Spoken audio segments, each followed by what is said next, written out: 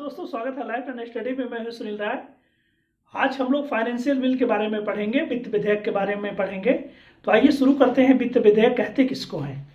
देखिए, हम लोग संसदीय शासन व्यवस्था को बनाए हैं। संसद सर्वोच्च संस्था होती है कानून बनाने की। भारत में सर्वोच्च संस्था कानून बनाने की कौन है? संसद है। संसद में दो प्रमुख सदन होते हैं। पहला लोकसभा होता है, दूसरा राज्यसभा होता है। पहला लोकसभा होता है, दूसरा राज्यसभा होता है। लोकसभा को लोकप्रिय सदन भी कहते हैं, राज्यसभा को उच्च सदन कहते हैं और लोकसभा को निम्न सदन भी कहते हैं। इसके ऊपर सर्वोच्च पद राष्ट्रपति का होता है। राष्ट्रपति का सर्वोच्च पद होता है। विधायिका में सर्वोच्च पद किसका होता है? राष्ट्रपति का होता है। कोई विधेयक या तो लोकसभा में पेश किया जाएगा या तो राज्यसभा में पेश किया जाएगा, या तो वह लोकसभा में पेश किया जाएगा या तो वह राज्यसभा में पेश किया जाएगा। पेश होने के बाद वह राष्ट्रपति के पास भेज दिया जाता है और राष्ट्रपति के हस्ताक्षर के बाद वह कानून का रूप ले लेता है।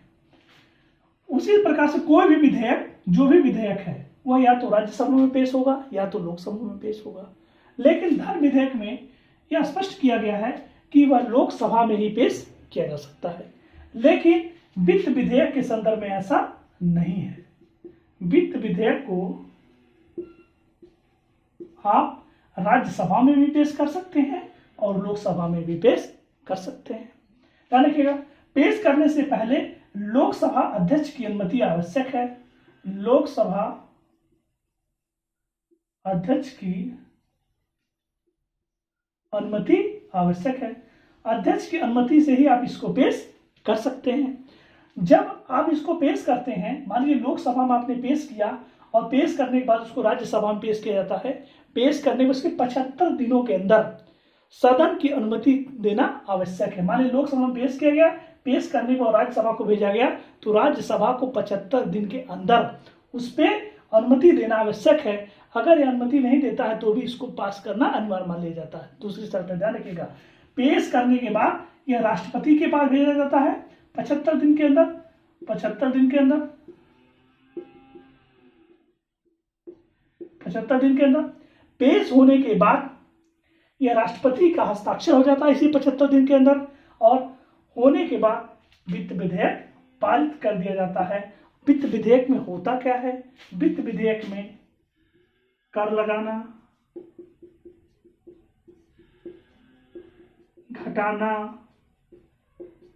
बढ़ाना, ये सभी सिस्टम किसमें होते हैं? वित्त विधेयक होते हैं। ध्यान रखिएगा, हमारे संविधान में बजट का कोई उपयुक्त माध्यम नहीं है।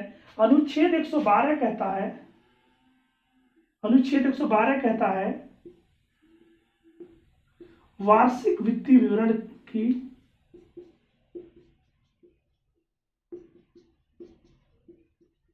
वार्षिक वित्तीय विवरण की परिभाषा से संबंधित है। अनुच्छेद 112 यही बजट से भी संबंधित है।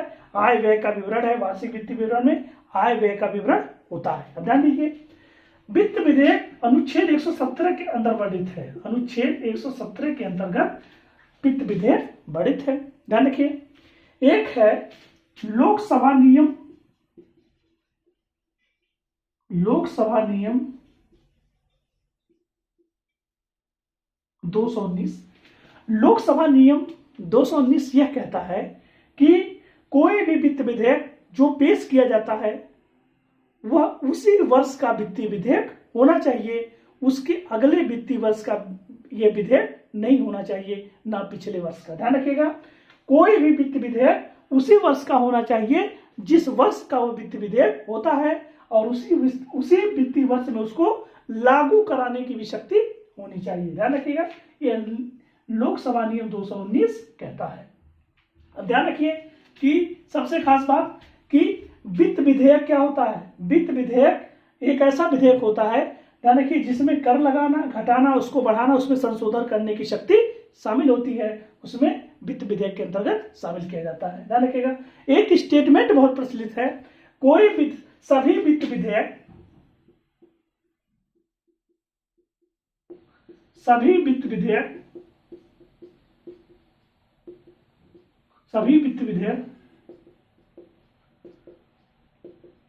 धन विधेयक होते हैं और सभी वित्त विधेयक धन विधेयक नहीं होते। सभी वित्त विधेयक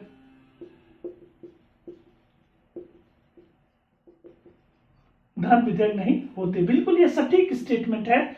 सभी, क्योंकि वित्त मतलब धन और सभी जितने भी वित्त विधेयक होते हैं वो धन विधेयक होते हैं, लेकिन सभी वित्त विधेयक धन विधेयक नहीं होते हैं। ये ध्यान रखिएगा, ये स्टेटमेंट करके कई बार आपको एग्जाम में प्रश्न पूछा जाता है।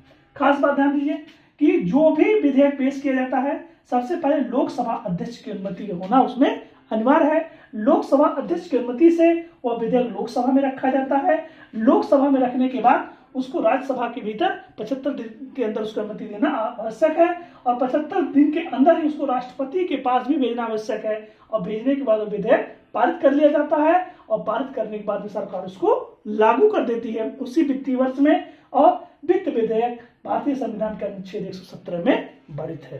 थैंक यू दोस्तों।